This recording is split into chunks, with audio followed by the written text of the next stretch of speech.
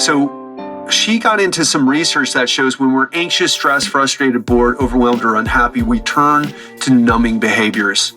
Because we think that if we're busy enough, if we eat enough, if we drink enough alcohol, if we exercise enough, if we watch enough porn, if we watch enough TV, that we'll escape the truth of our lives. We'll escape the relationship that we know is in the gutter and we need to work on it, and we're not doing it. And so instead of actually stepping up and doing what you need to do, you just masturbate to porn.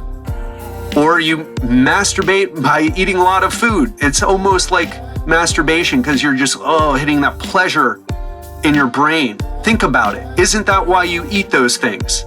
It's like it just gives you pleasure. What's up, my friend? I'm health expert Ted Rice. I'm really excited about delivering this. It's the New Year's special. We're going to dive deep into not just nutrition and fitness, but also mindset, because as I always say, this show is all about breaking down science-based information on how to lose fat, prevent disease, and live a longer, healthier life. But the mindset is probably the most critical aspect and the thing that most people struggle the most with. So we're going to be talking about all three. And here's what you need to know. So you should listen to this 3 episodes, this series, if you're always juggling between your career and family, always having to choose your health or something else, and your health usually takes a back seat. That day where, when I have time, I'm really going to focus on my health. I'm really going to, get it handled. But that day just never seems to come around. Or if you're turning down invitations to social gatherings because you don't want to take your shirt off. If you're a guy, you don't want to take your shirt off and show off your dad bod. Or if you're a woman, you don't want to wear a bathing suit because you don't feel confident in your own skin. And if you're in a relationship where maybe you still love each other, maybe you still have something there, but because of your lack of focus on your health, that passion you used to feel, the energy you used to feel for each other, is kind of slipping away. Or maybe you're single and or divorced, and you refuse to go out with anyone because you're so unhappy with the way you look. And if you're listening to this and you're like, why are you saying these things? This is awfully harsh. Guess what? Over the past 20 years, this is what people have told me. In fact, I talked to someone today who said she didn't want to get back out there. She's a divorcee or divorcee, however you pronounce it. She didn't want to get back out there because she's not confident about the way she looks. So everything that I'm sharing with you, I want you to think about if it resonates with you or not. And if I'm delivering it in a bit of a harsh way, I don't mean to upset you or offend you. It's not the point of me sharing this stuff or talking about these details. But here's what I believe, and here's what I'm about. I'm about telling the truth. I'm about objective reality. We need to see reality as the way that it actually is, not with the political correct bullshit that is so pervasive in Western society. Now, also, I don't want to, speak with, I don't want to be tactless because I believe in having tact. I believe in good communication. I believe in respecting others, but I also believe that sometimes to respect others, we have to say the things that we're all feeling, but we're just afraid to say. And so let's move on a little bit. And I also want to reach out. So if you're a person who's tried every Beachbody workout, you've done the bar classes, the Orange Theory, the Barry's Boot Camp, the CrossFit, the cleanses, the Weight Watchers, the HCG diet, the South Beach diet, the Atkins diet. Maybe you went keto for a little while, but you still didn't see the results you wanted. Or maybe you saw results, but you just couldn't keep it up. And if you're a person who you feel like you eat whenever you're stressed, anxious, frustrated, or bored, and you know that you're using food to fix things in your life that you can't fix, that food can't fix, not that you can't fix. Sorry about that. I misspoke. You can absolutely fix it, but you can't, and I don't mean a hypothetical you, I'm talking about you listening right now. You can't fix your problems by eating them away. Food doesn't do that. If you're starving to death, you can eat food. It can help you to not starve to death.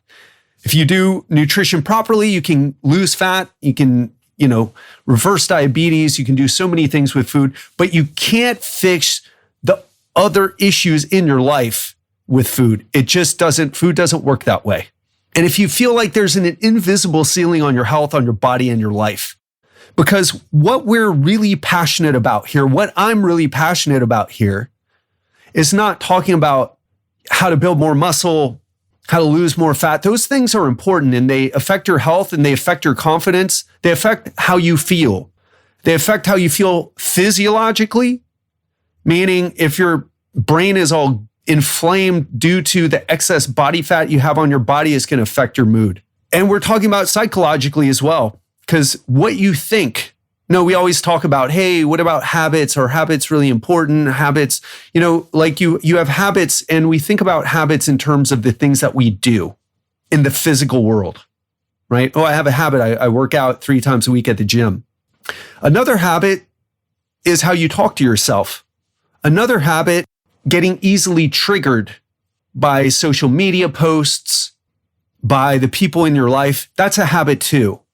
It doesn't mean that they're not saying things that aren't appropriate or that you disagree with.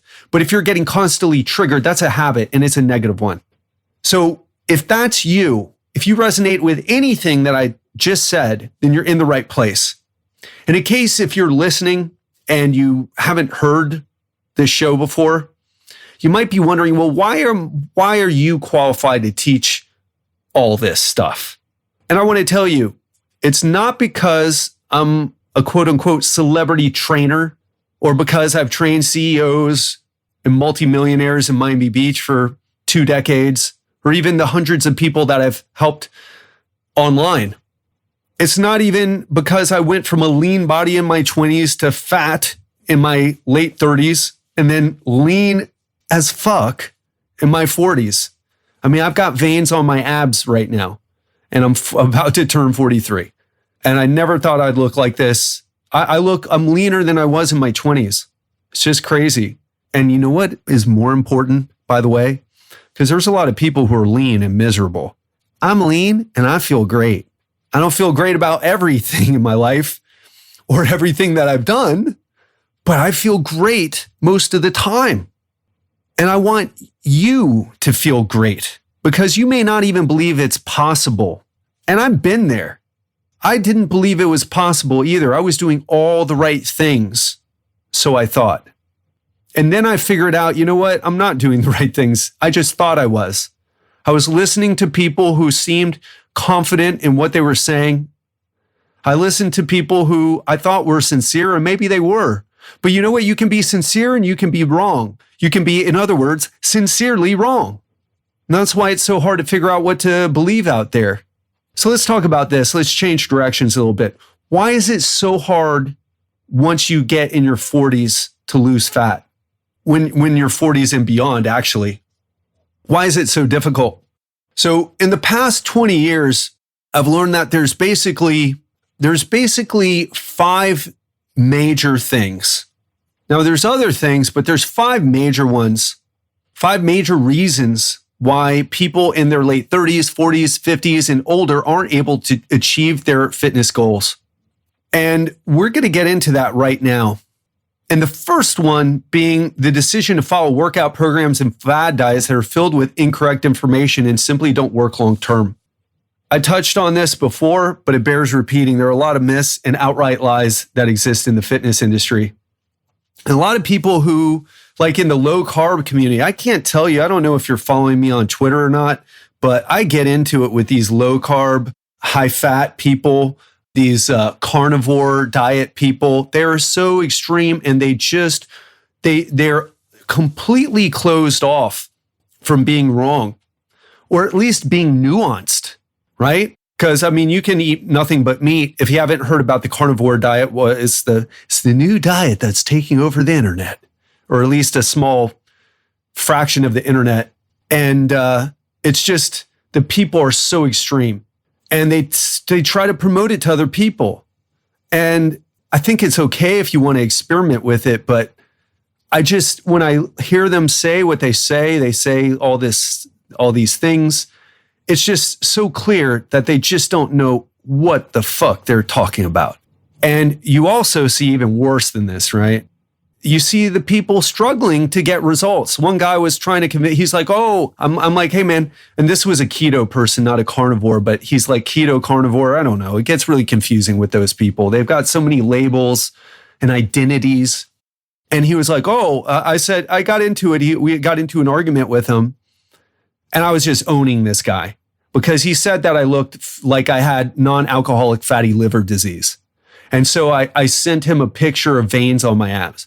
I'm really aggressive on Twitter because I'm not as aggressive, on the podcast or on Facebook or on Instagram. I'm actually quite positive because the people are there quite positive. But Twitter is like a free for all. I mean, if you've seen, that's why Donald Trump's on there. All the political people are on there. It is just a battle. And, and you gotta, I used to try to reason and be, civil and respectful. And I still am, by the way.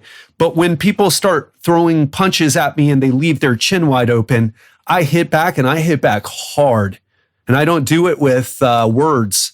I do it with videos and pictures because that's what I kind of do. So I send people all this stuff because it says everything that I need to say without saying a word. And so a lot of people follow these people, and you may have been following them or may have wondered, well, is that right for me? And so right now I want to get into the reason one, the first reason, which is the biggest lie in health and fitness. So have you ever heard that you just need the right diet and workout plan to get in shape? Well, that's not the whole truth, right? We have research that shows that 95% of diets fail for long-term results. I've talked about this many times before, and I will not stop repeating it. I want to get this into your head. Most people fail, and we don't really have a weight loss problem because people are losing weight all the time. And by the way, if you're one of those people who you don't know how to lose weight, you're even at a more fundamental loss of, you're more fundamentally confused about what you need to do than the people following fad diets, because people follow fad diets and get results. The problem is they gain the weight back, and sometimes even multiple times throughout their life. So it's just the yo-yo diet thing. Because losing weight is quite easy, actually. Quite easy. Do a fast for 3 days. Just drink water for 3 days. You will lose weight and you'll lose fat too. It's just, is that going to be something you do every week or even every 2 weeks? Probably not, because fasting sucks. People try to say it's so amazing. Yeah, I don't like fasting at all, and it's certainly not necessary. So why is this happening? Why are people losing and gaining the weight back? And this is something that I've wondered so many times throughout the 20 years, nearly 21 years I've been in the business. And then I figured it out, at least for me, right? Actually, the work of Brené Brown, if you've never read her book, or I don't read books, truth be told, I listen to books. Reading right now for me is not a thing that I'm going to be doing anytime soon. I read a lot for work, but I don't read books. I listen to them. So she got into some research that shows when we're anxious, stressed, frustrated, bored, overwhelmed, or unhappy, we turn to numbing behaviors because we think that if we're busy enough, if we eat enough, if we drink enough alcohol, if we exercise enough, if we watch enough porn, if we watch enough TV, that we'll escape the truth of our lives.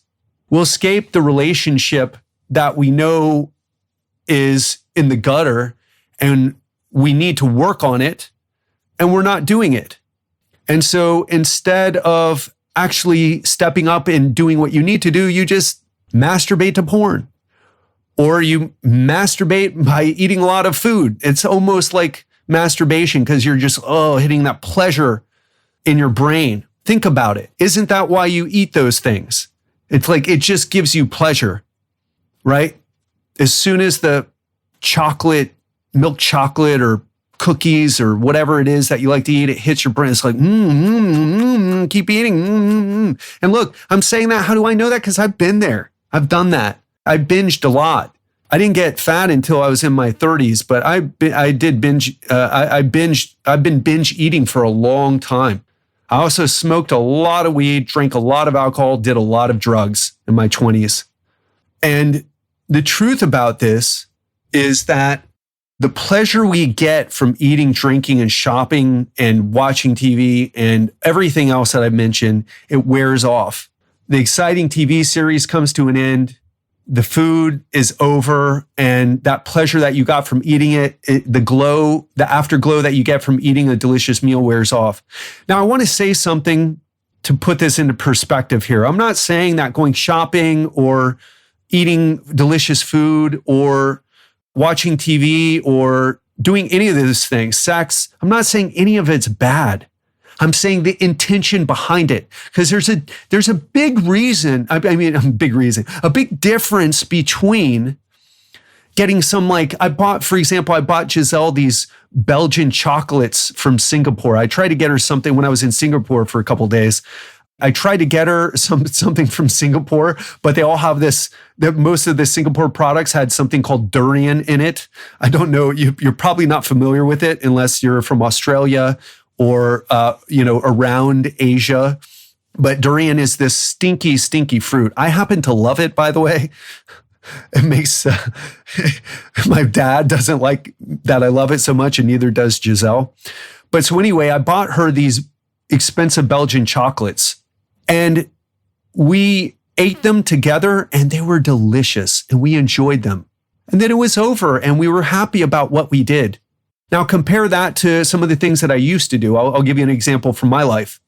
When I was a personal trainer in Miami Beach, I would come home. I would be so strict with my diet. At least I thought I was.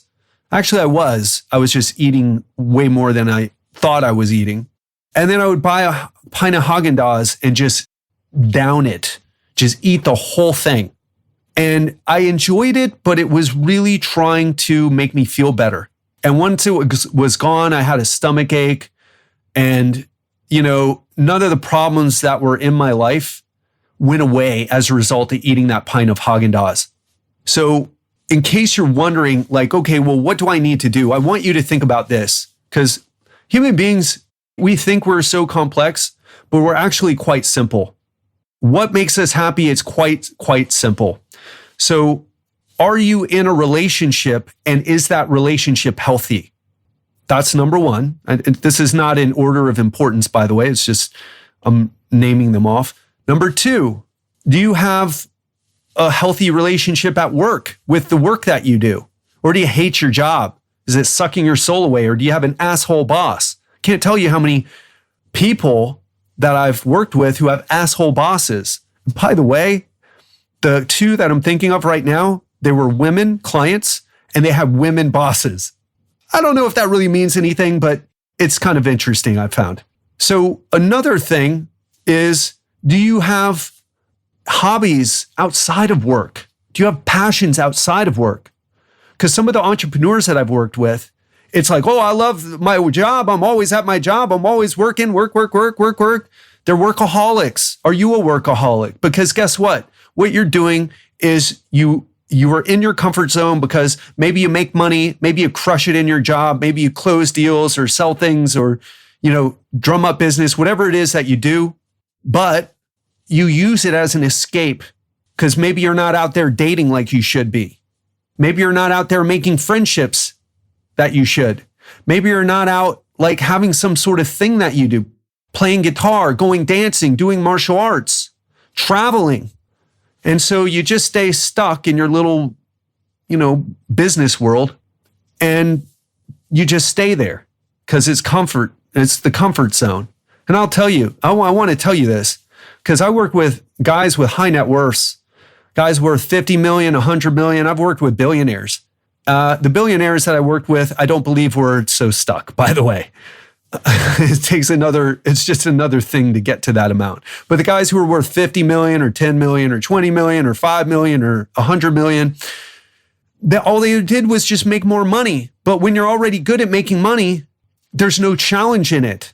There's no growth in it. And I want to return to that quote, the cave that you fear to enter holds the treasure that you seek. So society may look at you and see you as this super successful person who has it all together. But you and I know that you don't have your shit together if that's what you're doing, because it doesn't matter the amount of money. If you're not getting uncomfortable, and if you're in your comfort zone, then you're just a schmo like everyone else. And that's the truth, isn't it? That's the truth. So those things are crucial. Are you in a relationship, and is that relationship healthy? If you're not in a relationship, guess what?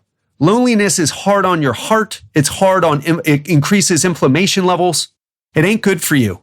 In fact, it's one of the things, if you're interested in living a long time, having a relationship, a healthy one, mind you, is key to that. You think going years without having sex is a good thing? It's not. That's why people are so angry on social media. And let's talk about if your relationship is unhealthy. Maybe it's gotten to a point where you need therapy, you need marriage counseling or therapy. So go do it. Stop eating your way or drinking your way or watching your way to escape, not watching away, but doing those things to escape the problem and step up and fix it. Because it's not going to go away. You can drink all the alcohol you want. You're going to sober up in the morning and that problem's still going to be there. You can smoke all the weed you want. Believe me, I smoked so much weed in my 20s. It helped a little bit, but I came down, right? The high went away and I was still left. It made me feel okay when I did it, made me feel more relaxed, but it didn't improve my health. It took away from it. Hopefully I don't have problems with my lungs later on in life. So it's something I'm concerned about. Wish I could go back and redo it because I really abused marijuana. But now I don't do any of that stuff. I mean, I would, maybe take a puff when I'm back in the States. I wouldn't do it in Asia, by the way. The harsh drug laws in Asia. You think the US laws are draconian, come to Asia. In Singapore, they hang you for distributing drugs. In Indonesia, they kill you, they execute you with a firing squad. In Thailand, they hang you as well, I believe. Long drop hanging. So it's not little fun fact there. So anyway, the point is that those aren't healthy ways to deal with the underlying problems. And we've got to deal with the underlying problems. We've got to stop running away from them. We've got to stop saying, oh yeah, well, I'm going to exercise and I'm going to eat right. And that's going to fix everything. It's not going to fix everything. You're just, instead of eating, drinking, and shopping and, doing all those other things, you're just exercising like mad and you're eating, and you're getting neurotic about your nutrition because that's your new numbing behavior. I used to do that too with martial arts. I was like, well, I used to be like a drunk druggie and now I'm like this martial artist guy. And it kept me out of the clubs and away from the drugs, but I destroyed my body with martial arts training, with hard martial arts training, because I was doing it to numb negative emotions instead of doing it the way I do it now, where I'm so grateful that I can still do it, but I only do it once or twice a week. And I take care of myself so I can go through the hard training and not destroy myself. So these are the things that we need to work on. What do you need to work on? Because we all need to work on something. Nobody is so enlightened that they don't need to work on themselves. So I know that was a heavy one. Let's move to reason 2. You're still following diet gurus. Here's what the experts out there say. Ketogenic diets are the best. Carnivore is even better. Doing carnivore and keto is the best. And then you throw in some intermittent fasting too. Or maybe just eat organic foods, or just stop eating sugar, or do a juice cleanse, or cut out carbs because carbs make you fat. Just never eat carbs ever again. Never eat pizza again. I'm never going to not eat pizza, right? All these ridiculous rules. But guess what? Following bad advice like this works because it's super strict. And if you eliminate whole food groups, you're going to lose fat because you're in a calorie deficit. But the problem is most people, in fact, I looked at research the other day on the ketogenic diet, on what do you call it? People's ability to stick on it or stay on a ketogenic diet. Most people give up. 70% of people apparently give up after a few years of doing it because it's just not sustainable for the majority of people. So are you listening to those people? I know you're listening to me, but do you also listen to those other people? Because I'll tell you, anyone who's telling you like these fad approaches instead of principles is just doing that, right? And at the end of the day, here's the problem. If it's not sustainable for you, there's no reason to do it.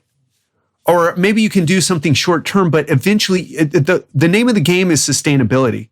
And look, I'm lean right now. Let me tell you what I ate today. I ate banh mi gao, which is Thai wonton soup with noodles. I ate gai tom, which is sliced boiled chicken with this incredibly delicious ginger, garlic, sweet soy sauce with some chilies in it to make it spicy. And the wonton soup, by the way, has it's bone broth. They boil the chickens in the broth with vegetables. It's just delicious. I also had a Magnum ice cream bar as well, salted caramel with Australian macadamia nuts embedded in the chocolate covering. Now, I haven't had one of those in a while. So that's what I had. That's what I do. And I got veins on my abs. And you can have that too if you want. Now, maybe you don't want to get as lean as me. That's okay. But what I'm trying to tell you is that giving up your favorite foods is unnecessary and not sustainable. It leads to binge eating. Does that resonate with you? There's no need to do it. But here's the problem. Just by me telling you this, you're probably not going to be able to do it on your own. You've got to go through a process. So reason number 3 is you're working hard, not smart. And this is so common. I remember talking to one listener who was like, oh yeah, I'm really trying to get in shape. I'm going to do a boxing class on Monday, and then I'm going to do yoga on Tuesdays and do this on Wednesdays and this on Thursdays and do a boot camp on Friday. And they were just like, hope isn't a strategy. And they're just doing a bunch of stuff, hoping it's going to work out. Why would you do that? I mean, if you're just like, you know what? I don't care about the results. I'm not trying to lose fat right now. I just want to go from not working out to doing something. And then as I start to do something, then I can tweak and figure out like what I need to do to lose more fat. That would be, I can respect that approach. But throwing shit at the wall and hoping that it sticks is not a strategy. And that's what most people do, right? That's what most people do. That's what I call cross your fingers and hope for results fitness. And the saddest part is that after trying for years and not succeeding, most people start to believe that it's just their age. It's part of being over 40. It's their metabolism. It's their menopause. It's the menopause, the premenopause, or the low testosterone. Look, none of that is true at all. Absolute bullshit. So if you're saying that to yourself, you need to stop saying that to yourself because it's not true. You're not doing it right. And it is as simple as that. It is not too late to lose fat, to have vibrant health, and to live an extraordinary life with that new health in a way where you don't have to give up your favorite foods or never eat pizza again because carbs make you fat, even though pizza has a lot of cheese on it. At least the pizza I eat does. And you don't have to kill yourself at the gym, but you got to have a smart approach. You've got to figure out, I'll give it to you like this. So listen, you know what I do for business, right? I run coaching groups. I've got a one-on-one coaching. I've got a group coaching. So if I consulted with some online guru about how to build my online business, they would say, oh, post on Instagram, 3 times a day, and then make posts on Facebook, 2 times a day. And, they would tell you how to do all this stuff and you're doing all this stuff. Write a blog post every week. Listen, I went down that road. It didn't help my business. And we need to be results oriented. Whenever we approach something, if you're not getting results, you're just not doing it right. Because the truth is, you're not trying to become an Olympic gold medalist here. You're not trying to become a billionaire, change the world, Bill Gates or Richard Branson type of person, right? You're trying to lose some fat, look better, have good health, and enjoy a high quality of life. That is not that fucking hard to achieve. It's so much easier than people make it out to be. But we're so just bogged down with information and so stressed out and so confused about what to do that most people just never figure out, okay, what are the most important things to focus on? And just to tell you, I get most of my clients through this podcast. So I don't even need to post on social media at all. But someone would sell me and say, hey, listen, you got to post on social media all the time. You got to be on social media. Everyone's on social media. Well, guess what? I've gotten a few clients from social media, but most people come from the podcast. So why would I drop what I'm doing that works and then go post on social media all the time in the hopes that, those people who are just mindlessly scrolling while they're at work or should be doing something something different with their time. I think social media can be beneficial. Otherwise, I wouldn't be there. Otherwise, I wouldn't consume it. I mean, I still post on there. But for me, it's more of an outreach type of thing and just to, be out there. And we're going to do more of it. And it will probably translate into more clients down the line. But it's not the major source of clients. The major sources of clients is the podcast and the Facebook ads that we run. So what I'm trying to tell you is you're the online business person who's like listening to someone saying you got to write like 3 blog posts a week and post on social media 8 times a week, and you're not making any money. And by the way, that's the truth about online businesses is most people who you see who have an online business, they're not making money. And what I mean about making money is they're not surviving. They are going to have to do something different to augment their income. They're not going to be able to quit their day job. But I quit my day job and I've gotten lean, and it's because I've focused on the results. I'm results oriented. And if something's not getting results, then it means that I need to tweak my approach. It's as simple as that. So let's talk about the next thing here. Reason number 4, sleep and stress. So it turns out that stress, sleep, super important. Now, I'll be honest with you, I haven't been sleeping that great. Been doing some therapy actually with a trauma therapist who works in trauma. I've got some other things and I haven't been sleeping that well. So it won't stop your results. But if you're not sleeping well, you are going to have trouble growing your muscles. You're going to have trouble controlling your appetite.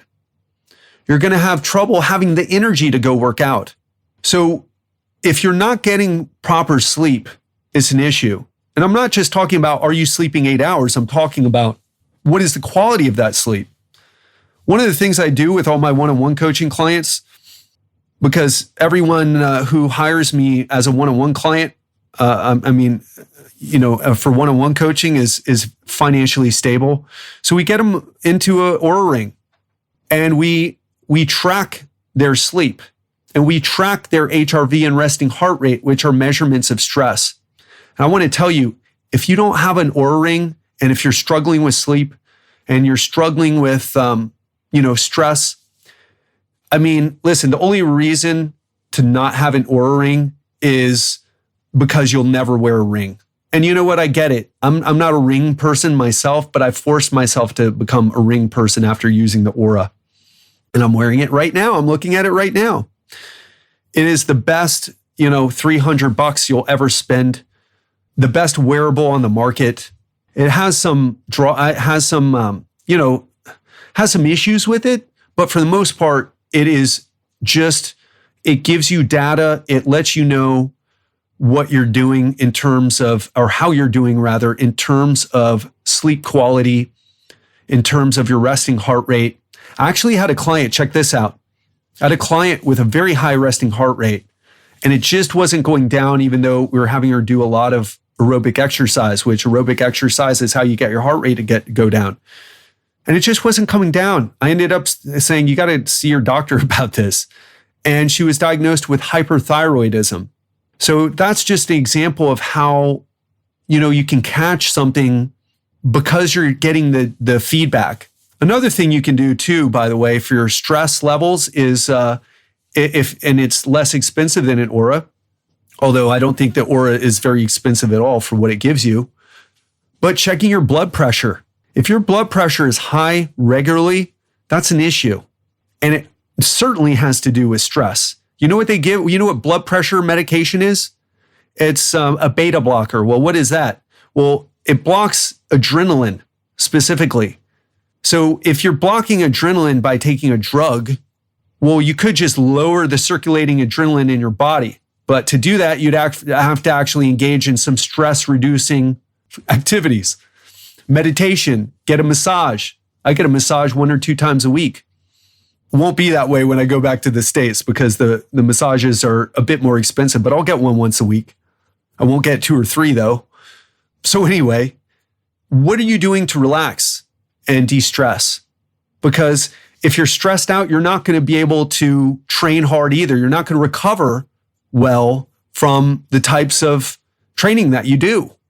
So what do you do to manage stress? And I don't mean, well, I do this and I do my vagus nerve breathing and this. I'm like, okay, does it work for you?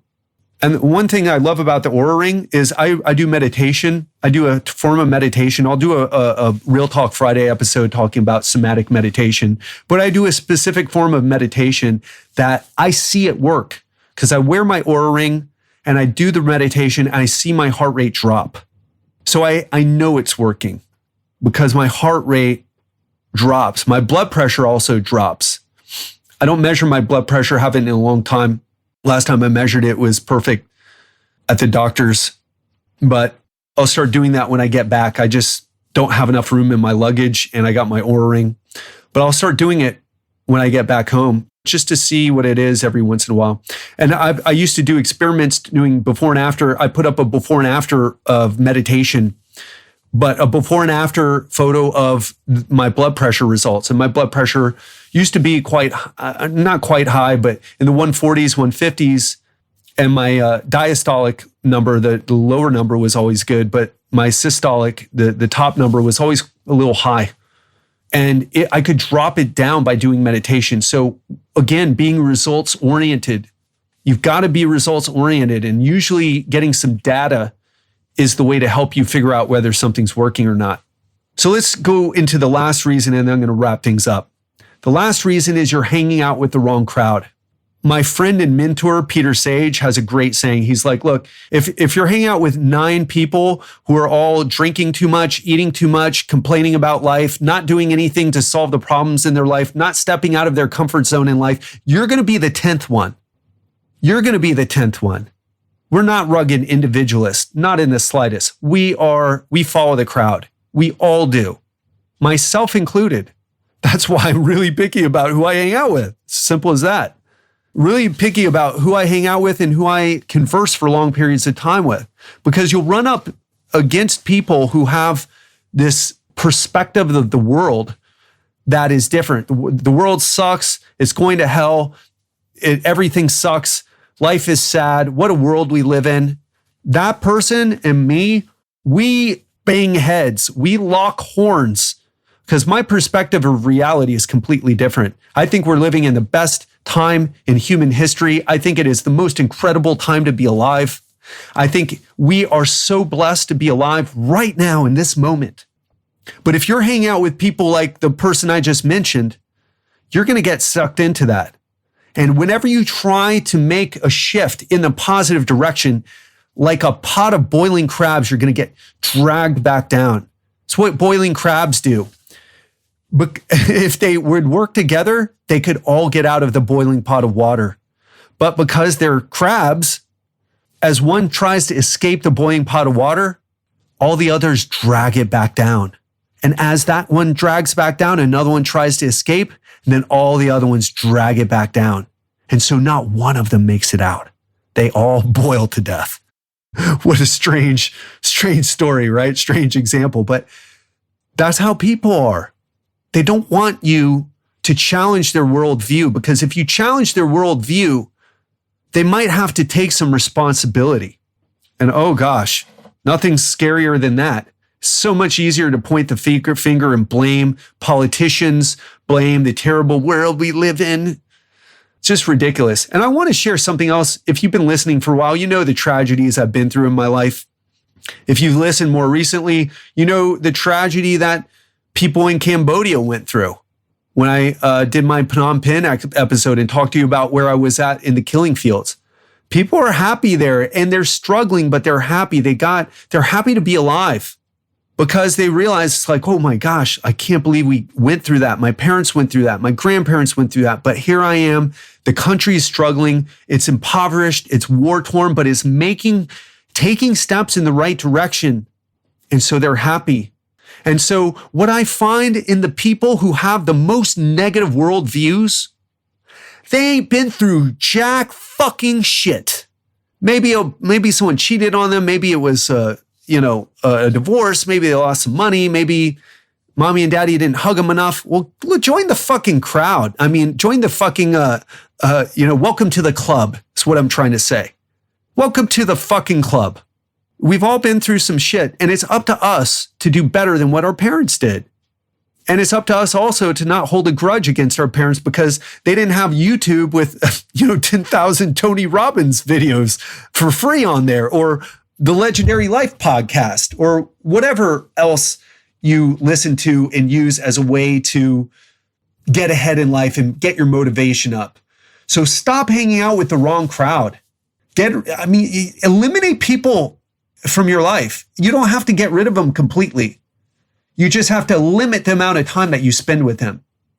And if they try to drag you back down, just get out of there. And also, more importantly, find the people who you should be hanging out with. I mean, let me tell you, in our group coaching program, our group calls are powerful. I mean, it just blows me away. I didn't think I'll be straight with you, right? I didn't know if I was going to like the group coaching format, partly because the group calls, what I used to do on the calls, I would just talk to people. But I already do that on the podcast. And we're all here and able to interact. So what I started doing is I started making it super interactive. And something clicked on one of the calls where I have people muted usually, and I just unmuted and we just had a conversation about stuff. And boom, it was powerful. We all felt the energy of that call. And that's how I've run the calls ever since. And so if you're not hanging out with people that leave you energized afterward, you're hanging out with the wrong crowd. Find them virtually, find them in person, but find them. Don't spend time with the wrong people if it's hurting you, if it's holding you back, if it's keeping you stuck. You've got to eliminate those people from your life, or at least minimize the amount of time that you spend with them. I'll tell you, one guy who I've been friends with since I was very young, he's insane right now. Now he's a lefty, extreme lefty, so he hates Trump. I can't even talk to the guy because he's just so angry about politics. But here's the thing, right? I know his personal story. I know how he grew up. I know how his parents were not great parents, who are also extreme lefties, by the way. For what it's worth. And by the way, I consider myself more centrist these days, but I have more of a left bent. Well, actually, that's not quite true. It depends on the issue, right? But socially speaking, I'm definitely more left, right? But definitely center these days. But the point is, I don't hang out with him because all he wants to talk about is politics. And it's like, whether Trump gets impeached or not, or whatever, it's not doing anything for my life. It's not doing anything for my life. Now, I'm not saying that you shouldn't pay attention to politics or don't care. But what I'm saying is, if your life is a mess and you're using politics to escape it, just like how we talked about earlier, you got to stop doing that. And you got to stop hanging out with people who do that. Because what they're really upset about is their life. They're not people who've made it and have a happy life and they're trying to work to enact positive change. They're just screaming, and it's mostly online, doing jack fucking shit, except making angry posts online. Do you have any idea how worthless that type of behavior is? Meaning, again, being results oriented. What are the results that you get? You just get more stress because you end up in arguments with people and you just try to out-argue them and make yourself feel better than them. If you're hanging out with people like that, stop hanging out with them. If you are a person like that, tell your friends to stop hanging out with you. All right, I'm just kidding. Well, actually not 100%, but don't be that person. Don't be the crab who pulls other people down. So important. And there's even research showing this. If you look at Nicholas Christakis' TED Talk, don't ask me to spell that, but it's like the hidden influence of social networks or something like that. He dives into specifics and statistics about how if we have an obese friend, we're more likely to be obese. If we have a friend who has a friend who's obese, we're more likely to be obese. Same thing goes with how much money you're making. If you want to make more money, hang around people who have a lot of money. They think differently than you. Guarantee that. We all have the same 24 hours in a day. And some people really know how to leverage their time to make more money. And now I'm not saying, I already said what I said at the beginning about people who only focus on money. So I'm not saying that's what you should do, but I'm just saying, like, if you want to be more successful in an area of life, hang out with people who are more successful in that area of life. Seems really simple. Even that could even go for the types of relationships that you have. Like if you're hanging out with couples who have a healthy relationship with each other, now that you're going to have more likely, you're going to see what they do. Because we all like to bullshit ourselves and like, oh, I read this book and this book that I read is just, it's not, we don't learn that way. We learn some things that way for sure. But it's about, we learn by the way we feel when we're around people. I mean, isn't that why you keep coming back and listening? Because I could say, I talk from the heart and you feel it. And so you come back, don't you? And I get I've gotten this great feedback about my Real Talk Friday episodes because I'm just more open and just letting the floodgates loose and just saying how I really feel. Even when I cuss too much, I apologize for that. But it comes out. I'm working on becoming more sophisticated. I'm not perfect, okay? But the point is, these are the things that I've gone over today. This is what really matters. This is the shift in mindset that needs to happen. Another thing we could have talked about is this all or nothing mentality, but I've talked about it so much. I'll talk about it in one of the coming up episodes. So anyway, I'm going to sign off now. I hope you enjoyed today's first episode. I really hit you a bit hard. I want to hit you hard because I want to wake you up. One of my clients recently asked me for some words of motivation, of encouragement. I thought for a second, I said, Lom, you're going to die. We're all going to die. And when you look back, now this is a person, just to give you some context, this is a man who's invested well. He's made quite a bit of money. He's got money in the bank account, making even more money, just doing really well financially. And it's something he focuses on and focuses on and focuses on. And I told him, Mom, listen, you're going to die, man. And when you're looking back on your life and thinking about the things that you did, are you going to think, oh, wow, I really saved a lot of money in my bank account? Or are you going to think, you know what? I took that risk. I took that trip. I stepped up and did this thing that I was afraid to do. Those are the things that you're going to look back on at the end of your life when this journey comes to an end and say, you know what? I'm so thankful. I'm so grateful that I've had the life that I've had. I took the risks. I fell down in the ring. I took the hits, but I kept getting up. I kept pushing forward, and I really lived. So that wraps up today's episode. And while it's a little bit ridiculous, even myself, it's the start of something new right now. And I want to ask you, what are you going to do? How are you going to step up? How are you going to make it different? Not with talk, but with action. And that's what I want you to think about until we get to the next episode. Hope you enjoyed today. Love you, and talk to you soon.